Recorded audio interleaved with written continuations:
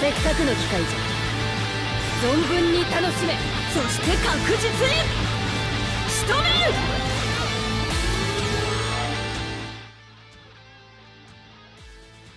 Alright, what's going on, guys? Five back again, and 1,000-Year Blood War reruns are completely a go, it looks like. And yeah, so the next banner is going to be the Izuru as well as Chojuro and Yamamoto. I was going to make a video on that, but without the actual banner, it just seemed kind of pointless. This banner is actually going to have the full round 4 as well as Rukia and Renji from round 3. So Kisuke, Yoruichi, we have Yuha as well as True Bankai Ichigo and Rukia and Renji. Keep in mind that this is not 10 years later Rukia, or for those that are just listening to it on their phone and whatnot. Yeah, so let's just get right into it. I do think that some of these characters are pretty mid, as well as some of them are pretty good. If they actually go about resurrecting these 1,000-Year Blood War characters, some of them can actually be legit really good. So going into Rukia first, she is a strong attack damage link. She does not have Havoc 20%. She does not have any strong attack recharge on her.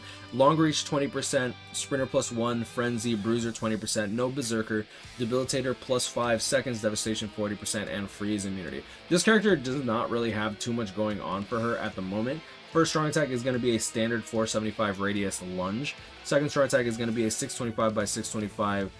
This is going to be the same as Swimsuit Nell Yell. This is going to lock you into place for quite some time. It says that there's no similar SA2, but it's literally the same as Nell. You'll literally stand still just waiting there for a while. It locks you into place for way too long, in my opinion, and it's not necessary. It's not, I don't like it. I don't think it's good. Third strong attack is going to be a standard full screen third strong attack. Now, if they do resurrect her and she gets into like strong attack recharge link or strong attack recharge skill, True Bankai Renji, because he just screams Bankai and then something happens every now and then. A strong attack recharge minus 12%. He does have Havoc 20%, Bruiser 20%, Devastation 40%, Frenzy +1, Long Reach 20%, as well as Sprinter +1. Now he also is an Arrancar killer for power, for the power attribute, and he's actually not bad. He's actually really good even to this day, just because he does have a charge skill and he has the Havoc 20%. If he didn't have Havoc, I think he'd fall off really easily. He has a 570 radius lunge thanks to Havoc. Second strong attack is going to be a 720 radius AoE distance second strong attack. Not quite the 960, but the thing is, for his time, 720 is really good, and even now, 720 is still not that bad. Like, we see people playing characters without Havoc with the 800 AoE distant. This is going to have something similar to that, but a superior strong attack 1 than a normal lunge. And then his third strong attack is going to be a 690 radius, which can get charged into a 1080 radius beyond quote-unquote full screen third strong attack and deal double damage. The fact that he has a charge skill, the fact that he got Havoc 20% is really, really good. His only issue with his charge skill is that it's not an AoE distance, so you do have to get up close in on the enemies in order to pop it off. And he also has an insta-kill mechanic on his special move. Honestly, Renji probably survived he survived the most out of a lot of these 1,000-Year Blood War characters. His only thing that he really, in my opinion, my wants for this character is that he gets resurrected into a soul trade of strong attack damage or full stam, and then he gets berserker at least 40% since he doesn't have any status ailments. Next on the list we have Kisuke. Honestly, I love the design of this character, but I feel like this character is just too far gone at this point. Strong attack recharge 12%. Devastation 40%, Frenzy, Poison immunity, Sprinter +1. He has Bruiser 20% and Long Reach 20%, but he's an SP based character, and then he has a revive mechanic on his special, which was probably like the most unique thing about this character. I think he's the first character with the revive mechanic built into him. Next for his attacks, his first strong attack is the split 3 ways mag for strong attack without Havoc. Keep in mind that this is going to be the same as 1,000-Year Blood War Orihime, if you're familiar with that, without the Havoc. That's important. Second strong attack is going to be a 575 radius lunge. Second strong attack, which honestly, I feel like this strong attack's fallen off quite a lot too, because it has a lot of delay on it. If you're familiar with speed, DR, damage reduction, Shinji, you might be familiar with how slow that strong attack is. And then his third strong attack is a standard full screen third strong attack. Honestly, I don't think he's horrible, but he's fallen off immensely. Next, we have 1,000-Year Blood Yoruichi. Honestly, this character is really good. I feel like if they resurrect her into Havoc, she'll be really good. She'll be so much better. Strong attack damage, link of 20%. Debilitator plus 5 seconds. Devastation 40%. Frenzy, long reach 20%. Sprinter plus 1. And Bruiser 20%. So the Bruiser and long reach is kind of interesting, which you wouldn't really think much of it if it wasn't for the fact that her transformation has a unique lunge type normal attack damage string. Now her first strong attack is going to be a lunge for strong attack of radius of 475. Second strong attack is going to be a lunge of 575 radius, and then her third strong attack is going to be a 1000 just standard full screen third strong attack. One thing to note is that when she transforms, upon the first 10 seconds of her transformation, she will actually have a vortex dealing damage from the special, akin to characters like 1000 Year Blood War, Tech Yamamoto, who has like a... Wait, was it Speed Yamamoto? Am I tripping? I think I'm tripping.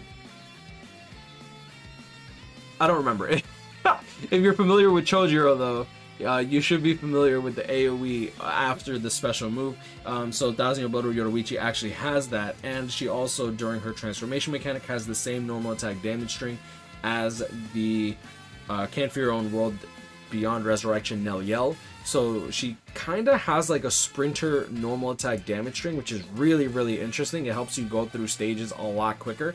She's also a Yoruichi, so she has 4 flash steps, but it's like she has long stride sprinter with her normal attack damage string with her special move transformation. So honestly, the fact that she resets all her cooldowns is pretty good, thanks to her not, like, even though she does not have strong attack recharge. I shouldn't say thanks to not having strong attack recharge, because that doesn't make any fucking sense. But yeah, there's that. Honestly, Yoruichi is really good. I just hope that they resurrect her into Havoc. I think that would make her incredible. Let me check out her special move over here.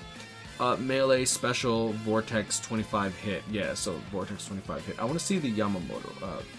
Oh no, Yamamoto was round 5, I think. Let me actually pull it up, because I need to know now, because now I'm going crazy. Okay, so it is Speed Yamamoto. I'm not tripping. I thought it was the tech one for some reason, because I feel like it's such a good skill to have. I'm not gonna lie, it's a really good skill to have. Okay, next, going into Yuan, we have Berserker of 50%, Bombardment, Bruiser 30%, Damage Reduction, Link of 16%, Debilitator plus 5 seconds, Sprinter plus 1, and Start Barrier 10.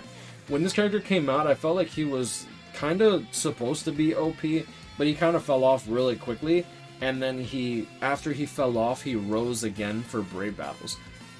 The Start Barrier plus 10 also came out before the invincibility meta, which kind of neutered everything. He has paralysis on all of his attacks until he transforms. His special move does have weakening on it, so the Debilitator plus 5 seconds is pretty good. When he transforms, he actually gets weakening on everything, and he also gets a barrier on his special move. Can I see how many barriers he gets from his special move? It's been a long time. Yeah, I'm not quite sure on the barrier. I'm pretty sure it's just 3 barriers, but I might be wrong. First strong attack is going to be a ranged collision attack. This is going to be a magnification of 120%. Really? I feel like this thing hit like a wet potato. Second strong attack is going to be another range collision, 40% mag shave. The second strong attack hits relatively hard, but like the problem with this one was that like you just had to aim it right. If you aimed wrong even just a little bit, you kind of lost it. And his third strong attack was a 900 radius third strong attack. I feel like he just had way too little going for him, considering that he didn't get Frenzy. He got Berserker 50%, right? And even though he did get a lot of spiritual pressure does not scale anywhere near as much as Berserker or Frenzy does. Yeah, so there's that. He is also a Captain Killer, so if you actually want to give him with like weakened defense, he could be a good man runner for Captain's Week, for ranged Captain's Week. Well, we'll see how that goes. Last but not least, we're getting into the final of the older characters, and that's going to be True Bankai Ichigo. True Bankai Ichigo, in my opinion, is still pretty good. He's fallen off quite a bit, but that's just because, you know, how old is this character? Hold up. Isn't he like 4 years old now? Am I tripping? I might be tripping. Let's see here. Boom, boom. I need to see how old this character is. October. Dude, they used to rerun individual banners. That's crazy. It's kind of sad that they don't do that anymore. July, yeah, there it is, July 31st, 2018. This character is almost 4 years old, like 3.5 years old now. Strong attack recharge minus 12%, Soul Reaper with Soul Reaper Killer, Bruiser of 20%, no long reach. He does have Devastation of 40%, Enhancer for his team boost, Frenzy +1, Sprinter +1, and then he also has an immunity to paralysis and weaken. Now, he's weird because he got a transformation mechanic on his second strong attack, which was also his boost. His first strong attack, standard lunge for strong attack. Second strong attack, a 525 standard boost for that time. So if you're familiar with Camp Your Own World Halibel, the Beyond Resurrection version, you're probably familiar with the second strong attack. Keep in mind that she has Havoc where he doesn't, and then he has a standard full screen third strong attack. Now, when he does transform with his second strong attack, he does get increased mags. So his first strong attack is going to hit for a 140% mag versus a normal 120% mag. So that means that he is going to deal more damage from the boost, and he's also going to deal 16.6% more damage from the actual transformation mechanic straight up. Yeah, so that's pretty much it. It's kind of weird though, because his second strong attack also gets the increased mag, but we have like 0 ways to get him to go beyond. I mean, I guess you could get him beyond like 50% strong attack recharge, but in this day and age you kind of want to run the hybrid link since the enemies are usually tanky enough to survive, so you kind of lose the buff on the second strong attack to begin with. Overall, he's not a bad character. I feel like he's just kind of fallen off a bit. I hope that, I know I've been saying I hope they resurrect them, but I really do hope that they resurrect these characters at some point in the near future, because I feel like that could, one, bring players back, 2, bring characters back from the brink of death. Look at characters like Sajin. Like, Sajin fell off so quickly. Characters like Shunsui. Shunsui's fallen off quite a lot. All he needs is strong attack recharge, and I think he'd be back. Toshiro, all he needs is Havoc. Like, there's so many characters that can be brought back by just, like, adding, like, 1 to 3 skills. And, yeah, I mean, I just really hope that they do it. Now, going into the actual main banner characters, you'll see here, Izuru, damage reduction of 20%. He has Hollow Killer, no guard break. That's really, really unfortunate for him. Bruiser 30%, Debilitator plus 5 seconds, Flurry plus 1, Last Ditch Survival 100%, and then Poise and Sprinter. So he has Poise, he has that Last Ditch, he has Flurry with a Bruiser of 30%, damage reduction of 20%. He's not bad, he didn't get guard break. And honestly, nowadays, you kind of need guard break in order to compete. Otherwise, why am I using this character over someone like Kisuke who has what does Kisuke have? Does Kisuke have a Bruiser of 50% with the NAD link, right? Am I tripping? Could I be tripping? Kisuke has a Bruiser of 40% with the normal attack damage link of 20%. So he has a Bruiser 60%, Flurry, guard break, and he's a potion unit. So why the hell would I ever use Izuru? You know, like, it's unfortunate, but whatever. Next we have Chojuro. Honestly, Chojuro is probably one of the biggest surprise characters for me, considering that all he did in the anime was get stomped on by Ichigo in the Soul Society arc and then die immediately in the 1,000 Year Blood War arc. And yeah, so strong attack recharge minus 12. Now that I think about it, this whole banner is just a bunch of characters that died. Yeah. Oh my god, I forgot about that. Izuru got freaking penetrated. Yamamoto got killed really. I still feel like Yamamoto got killed way too early, bro. And then Chojuro. Chojuro got killed way too early. So Berserker 20%, damage to paralyzed enemies plus 20%. Devastation 40%. And then he also has Frenzy, Havoc 20%. Debilitator plus 5 seconds, paralysis on everything, Captain Killer, and he's also a melee character, and he has a 3000 length beam, the 960 AoE distance second strong attack, and a standard full screen third strong attack. When you use his special move, he also has that walking vortex for 25 hits. It goes on for roughly, I want to say like 5, 6, 8 seconds, something like that. And what's cool about the paralysis on the special move vortex, like Chojuro and Yoruichi, is that it has a 100% chance to paralyze. Now, you might be thinking, oh yeah, but you're using your special, aren't they gonna die? Like, when you're talking about stuff like Guild Quest, this could literally, like, that vortex could cause you to go into the next wave of enemies, paralyze those enemies with the vortex itself, provide extra support to your allies, and if you give this character weakened defense, you're also giving weakened defense through that vortex. that is nuts. Okay, that is actually legit nuts. So yeah, Frenzy, Havoc 20%, Berserker 20% damage to paralyzed enemies plus 20%.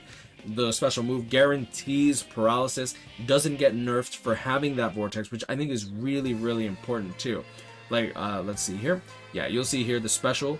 You have the 2000 standard full special move, 150 magnification special move, and then you'll see here the 120% magnification from the vortex itself at 900 radius. A 900 radius vortex is good. Like, it's legit really, really, really, really, really good. Honestly, I really like this Chojuro. If I had him 5 out of 5, I would definitely. If I had him 4 out of 5, I probably would. No, I wouldn't. No, I wouldn't. That's a lie. That's a lie. I was gonna say I probably would use a Moostar. Nah, I wouldn't. But he's great. He's great. If you end up pulling him 5-5, if you end up pulling him 2-5, I think he's worth working on. Honestly, especially now with the split Captain's Week and a Espada Week. Next, we have, and last but not least, the final character in the Matrix, we have Yamamoto. Strong attack recharge minus 12%, no affiliation killer, which I think is kind of unfortunate. For his time, I feel like if you give him no affiliation killer, you need to give him 2 killers. That's why characters like Noelle and Nini are so good. Same with Bruno. Well, Bruno has Soul Reaper, Ronker, but whatever. So Berserker 20%, damage to burning enemies plus 20%, Havoc 20%, Frenzy plus 1, Sprinter plus 1, Debilitator plus 2 seconds for the burn on all of his attacks. I wish he had Debilitator 5 seconds, to be honest.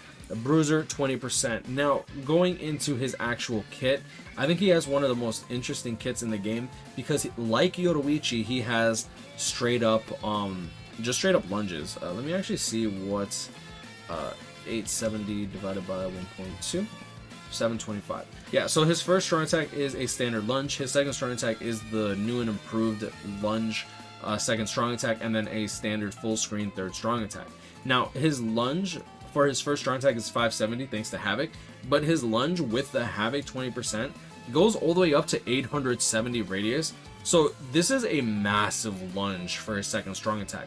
That's not even taking into account the fact that this character has 100% chance to hit no affiliation enemies, as well as a chance to inflict burn every 5 seconds at a 12% chance for 2 seconds, plus the 2 seconds from Debilitator, so you burn for 4 seconds.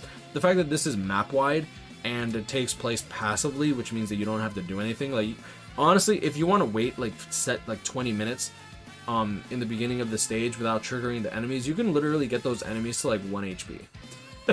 like legitimately without ever even moving, which is kind of cool. Fire immunity 100%. Now that I think about it, I don't believe that Izuru and Chojuro, I don't believe that they have innate skills. Am I tripping? Okay, yeah, so it is just Yamamoto with the innate skills. I was about to say, I'm getting that.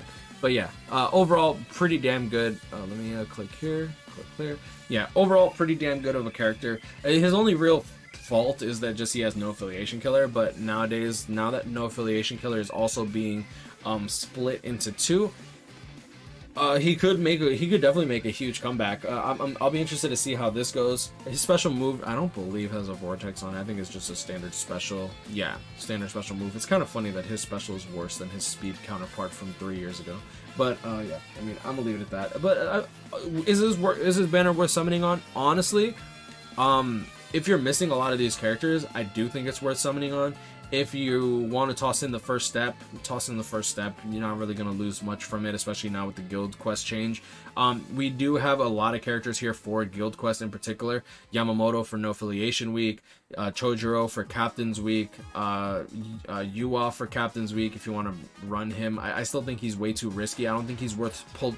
If you happen to pull him, maybe he'll be worth it, but I think that there's just much better options than him. Yoruichi is really cool to have. Chubankai Ichigo is kind of like main character status. Like, there's a lot of trophies here, right? Like Rukia, Renji, Kisuke. There's a lot of trophies, but honestly, in terms of like the characters worth actually pulling, there's only really 2, and that's going to be Chojuro and Yamamoto. I wouldn't really recommend people chasing for anyone else here. And that's kind of sad. But like I said, keep in mind, if KLab does start resurrecting these characters, there's no hint of them doing so, but I'm saying if they do, some of these characters can definitely make a comeback. However, I will say that there are probably going to be much better options even if they get resurrected into really good characters. But I'm gonna leave it at that. You guys are grind. I'll catch up with him. Stay blessed. Like, comment, and please subscribe if you're new. I'll see y'all in the next one. Peace.